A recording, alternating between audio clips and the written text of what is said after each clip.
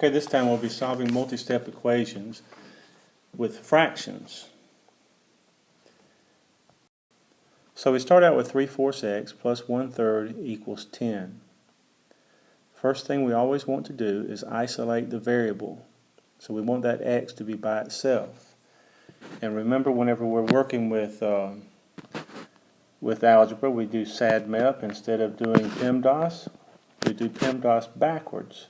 So we do SADMEP. Okay, so that means we take care of subtraction and addition first, before multiplication and division.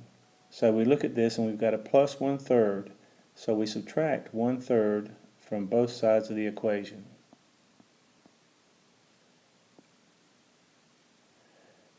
The 1/3 and the negative 1/3 cancel out because they become opposites, make 0. We bring down the 3/4 x equals, and 10 minus 1/3. Okay, we have nothing out here to subtract the 1/3 from, so we borrow from the 10, and that makes that 9 3/3. So we get 3/3 minus 1/3, and we get 2/3, and bring down the 9. So that gives us 9 2/3. Okay, now we've got the x and with a 3/4 in front of it. That 3/4 has got to go, and right now it's multiplying. It's 3/4 times x. So the opposite of multiplying by a fraction is multiplying by its inverse. So we put 4/3 on both sides, multiplying. Okay, the 3 and the 3 cancel each other out. The 4 and the 4 cancel each other out. And you're left with 1. We don't write the 1 because it's understood. Equals. Now whenever you're multiplying fractions, they have to be in the form of a normal or an improper fraction. You don't use mixed numbers. So what we're going to do is convert that 9 2/3 into an improper fraction. So we go 9 times 3, and we get 27, plus the 2 on top gives us 29. So that gives us 29/3 times 4/3.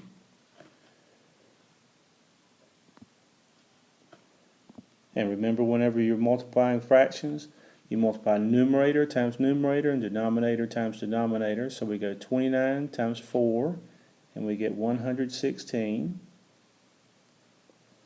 And 3 times 3, and that gives us 9. Okay, so now to change that into a mixed number, we go 116 divided by 9, and 9 goes into 11 one time. 9 goes into 11 one time. 1 times 9 is 9. 11 minus 9 is 2. Bring down the 6. 9 goes into 26 2 times, and 2 times 9 is 18. So if I can write that. And 26 minus 18 is 8.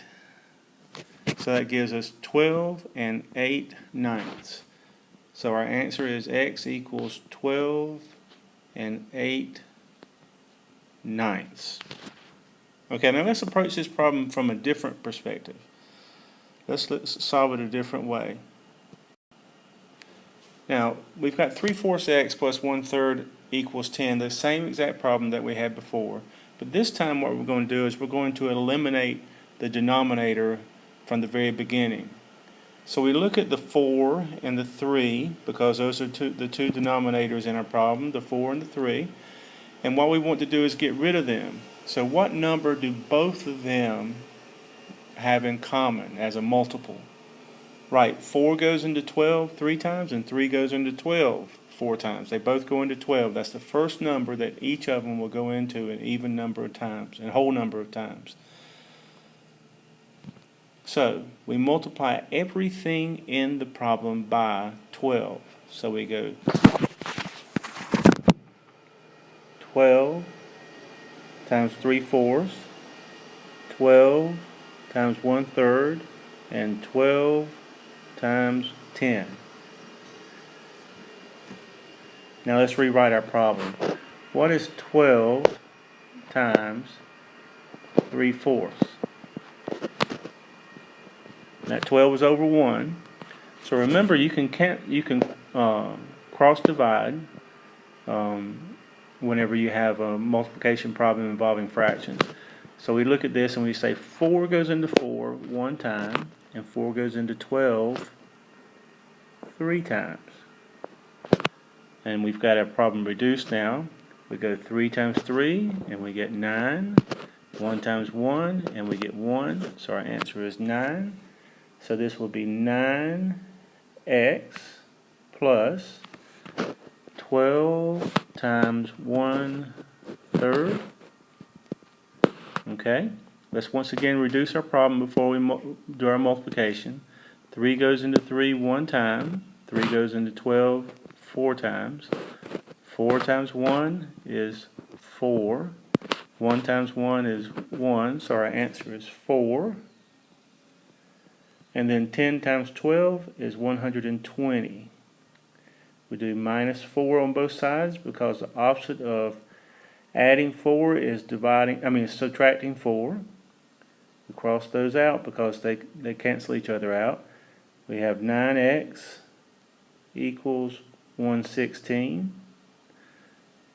The 9 is multiplying, so we do the opposite of that, which is dividing by 9. Dividing by 9. That gives us x equals 116 divided by 9, and we showed on the previous slide that that answer is 12 8/9.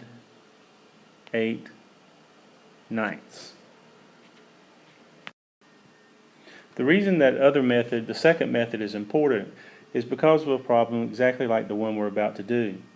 We have 2b over 5 plus 3b over 4 equals 3. Now if you notice that if you try to get rid of one of the items on the left so that you can isolate the variable, if you go minus 2b over 5 on both sides, then you'll still have a b on both sides. If you have minus 3b over 4 on both sides, you'll still have a b on both sides of the equation. So on this one, you have to get rid of the denominator. So what will 5 and 4 both go into? What's the first number that they both go into a whole number of times? That's right, it's 20. So we're going to multiply everything in the equation by 20.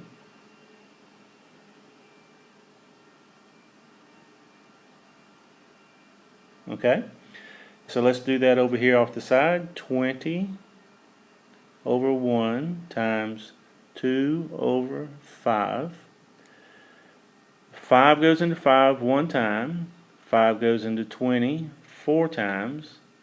We go 4 times 2 and we get 8 over 1. So this is going to be 8b plus, we have 3/4 times 20 over 1. 4 goes into 4 one time, and 4 goes into 20 5 times. 3 times 5 is 15, and 1 times 1 is 1. So that gives us 15b, and then 3 times 20 is equal to 60. So we combine our like terms. 8b plus 15b equals 23b equals 60. Divide everything by 23 because the opposite of multiplying by 23 is dividing by 23. And we get b equals 60 over 23. And we convert that into a mixed number by going 60 divided by 23. We get 2 times 23 is 46 with 14 left over, so that will be 2 and 14 23rds. So B equals 2 and 14 23rds.